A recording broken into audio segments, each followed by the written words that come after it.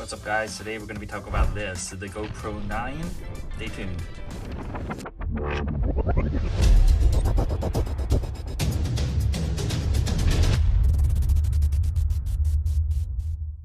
Okay, so we're going to talk about this camera today, this GoPro 9 sports camera, and it's a pretty amazing camera. Great stabilization, waterproof, durable, yada yada. It's basically infamous for a unresponsive touchscreen.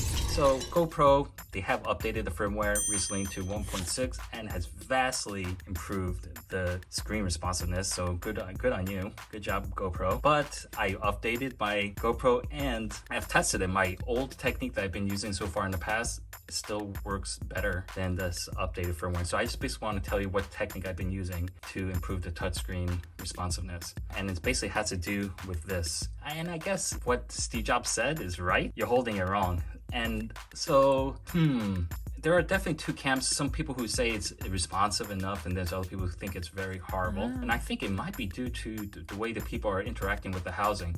So you have to touch here. I don't know why it works. Maybe because the housing has been getting bigger as it's been evolving. And this part is maybe the least amount of like protectiveness or Faraday cage, who knows? But this is definitely the sweet spot that you need to touch, make it responsive. So people who are maybe using mouse, they're just interacting with the screen and not touching this part, may had the unresponsive screen, while people who had this folded, maybe holding the camera like this way, didn't know that the camera actually functioned, by touching this, made the camera function very well. So you can either touch it from here or you touch it from here. Either side works. And don't just take my word for it. I'm just going to demonstrate how responsive it is. So basically I'm here into this menu system. So it's a shortcut for the screen UI. So here's the new. Follow me, camera guy.